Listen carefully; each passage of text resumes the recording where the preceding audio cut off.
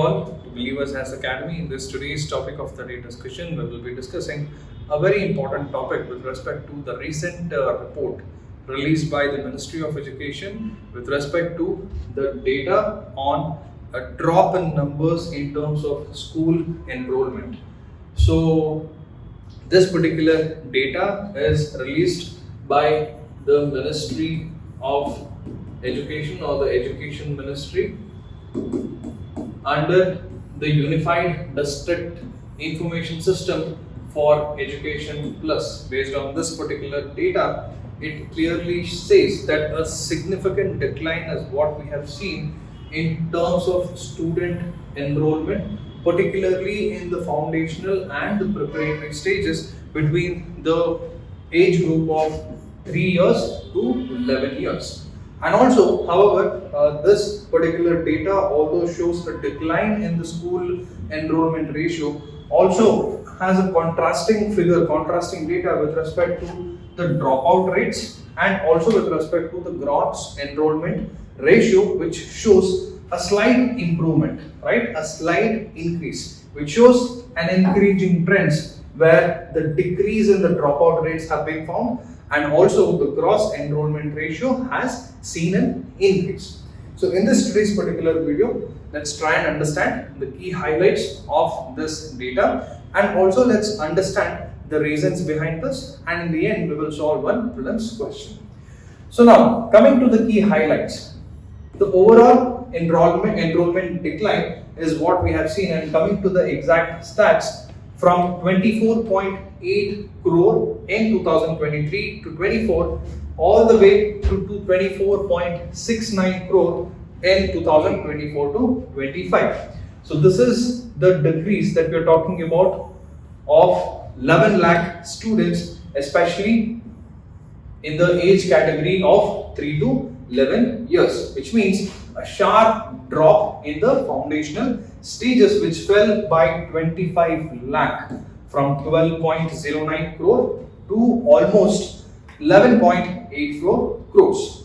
And talking about the other two contrasting data, we have seen an increase in the higher classes, especially classes 6 to 8 saw a rise in 6 lakh students, and class 9 to 12 saw a rise of 8 lakh students. And coming to the dropout ratio, as in the number of students who drop out midway, the preparatory stage 3.7% to 2.3%, which means earlier it was 3.7%. Now there has been a reduction in the dropout rates thanks to all the government schemes and policies which we will discuss later. So now it is standing at 2.3%, a slight increase or betterment. And coming to the middle, it is 5.2% earlier, which now stands at 3.5%, and at the secondary level from 10.9% all the way to 8.2%. So this is a very good sign considering the retention rate and also considering that the dropout rates have reduced. And talking about the gross enrollment ratio at the middle level, we can see an improvement from 89.5% all the way to 90.3%, and at the secondary level from 66.5% to 68.5%. Of course, all these stats are not important, but from the examination point of view, especially these data can be very helpful for mains and also can act as very important details or information for your essay preparation. Of course, for this we will also have to understand the causes behind the decline of the overall enrollment ratio, and also to an extent we should also try and understand the reasons behind the improvement in certain parameters like the gross enrollment ratio and also the reduction in the dropout rates. So moving forward, we will understand the main reasons which drive or which showed the increase in the gross enrollment ratio, and also the factor that helped to reduce the dropout ratios. First is various government initiatives, talking of which we have many schemes like starting with the RTI Act, which talks about right to educate, RTE Act, right to education, which guarantees compulsory education up to the age of 14 years, making sure every individual, every child, every child gets the right to right to education till the age of 14 years, free and fair, free education, and also other certain schemes like Samagra Shiksha Yojana by the government, and also mainly the midday meal scheme, and also various incentives, and most likely the scholarship and the fee waivers benefits from the government has pretty much enabled the rates of the dropout to reduce, and also it has made sure that the government has now created an environment for the parents to make sure that they send their kids to the school. So this is part of the government initiatives, and also there are a lot of initiatives from the government which we will discuss in various pointers. The next point is the improved infrastructure, talking about the infrastructure of schools and inside schools, where we can talk about the curriculum, where now the integration of online classes and also certain important digital platforms have come across, and also talking about other amenities like having proper bathrooms for girls, right? So these are the improved infrastructure that has enabled that parents are right now pushing their kids or making sure that the kids are not coming out of the school education format. And then the awareness and social change, which is the most important driving factor, especially talking about the rural setup here, because right now the awareness has been sufficiently created, especially through various schemes like Beti Bachao, Beti Padhao Andolan, right? Many such initiatives, and also certain films that have come across in the country, which talks about the importance of education, and also the awareness created by, or the awareness that the parents right now have in terms of the importance of education. This overall has created or changed the society in the way they think about the schools per se.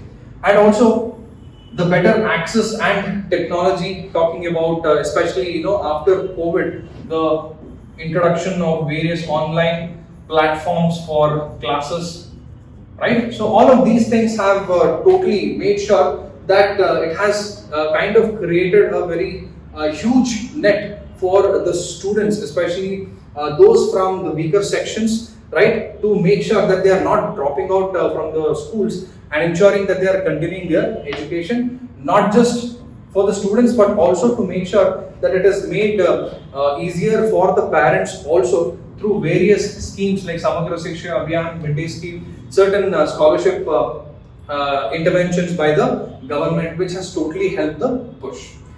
Moving forward, we will mainly understand the causes of the decline of the ratio, which was the primary fact of this particular report. So, in terms of falling birth rates, the main reason is the India's total fertility rate, which has dropped to 1.91%, which is absolutely below than the replacement level of 2.1, which has reduced the primary school age population, which means the number of small kids, right, who are supposed to go to the schools have itself reduced because of the reduction in the total fertility rate of India, which is below the replacement level of 2.1, is one of the primary reasons. Second of which is the shift to pre-primary private institutions, that the parents now are mostly preferring private institutions for their kids, and since most of these pre-primary private institutions are out of the calculation, the census of the Ministry of Education, which gave up this report, many of the data is still, the data what they have gotten is still incomplete, because majority of the students or the parents have their kids enrolled in certain private institutions, which means that private preschools are not covered in the UDISE data, which has given this report. Then is the demographic transition, which means except for states like Uttar Pradesh, Bihar and Meghalaya, most states have already transition to low fertility regimes, which means most of the states right now have seen a huge drop in terms of the number of kids in their state. Then comes the methodology change because of the recent change that they implemented in terms of how they collected the data, right? In terms of data collection ever since 2022 to 2023, where year-on-year comparisons slightly was made complex. So earlier, the data was just collected based on schools. They used to go to the schools, collect the data from the schools based on the number of students who had taken admissions and the dropout and all of it. Right now, the data is being collected individually and also independently by linking it to the individual students' Aadhaar.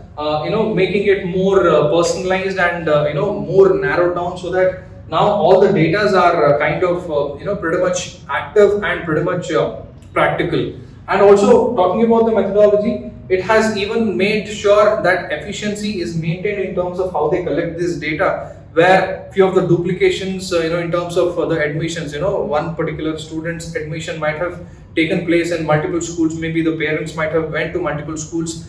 It could have happened that the student was studying in a different school earlier and then later dropped out after a few months and then joined another school. So all those duplications, were removed in this, recent data collection, which also talks about the methodology change, which might have actually, dropped or reduced the number of students, which, or let's say, might have removed all the duplication, which made, which might have been the reason for the decline. Right, one of the reasons.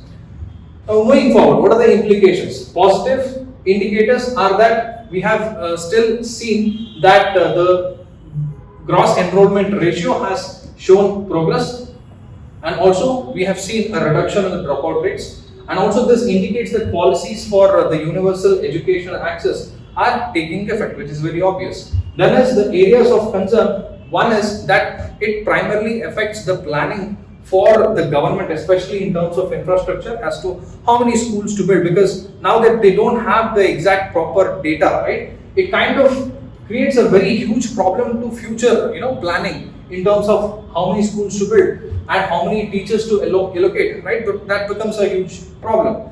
And then lower foundational enrollment may affect learning outcomes in the long term. So since there are very less students, less number of kids who are enrolling in the school in the future, right, it would actually affect the learning outcomes of the country, where obviously we will not have the enough, we're talking about the manpower here, enough manpower in the long term to make sure that we have enough resources for the country, and it is also clear indication for the country that it is also required for the country to equally focus on the skill development, thanks to the NEP 2020. So of course NEP 2020 is also very important. So people who have not known what NEP 2020 is, we have a separate video on that. Please do check it. Else, please leave us a comment, in the comment section, that if you need a separate updated video on NEP 2020, we'll do that as well. Moving forward, the demographic shifts will have a long-term economic and social implications, especially for labor force availability. So having less numbers, this is also another problem going forward. Of course, these are all long-term problems that we are talking about, but still, if things are not catered to at the right time, it definitely will become a huge problem going forward. Now, in the conclusion, it is important to understand that this demographic transition is a signal, right, of India from the transition from population growth to population stabilization. This is one good thing. Of course, the population explosion that we are seeing, which is a problem, right now, we are seeing a stabilization, a stable sort of population growth. However, we should also not ignore the fact that this will affect education planning, labor markets, and social policies in the coming decades. So on the long term, there will be some drastic effects which the country should be ready. This is what is important to keep in mind. So that is all for this particular video. Even before we end this video, let's solve one prelims question. The recent decline in school enrollment at the foundational level in India primarily indicates which of the following? 1, 2, 3. India is entering a phase of demographic stabilization. There is a uniform improvement in literacy levels across all states.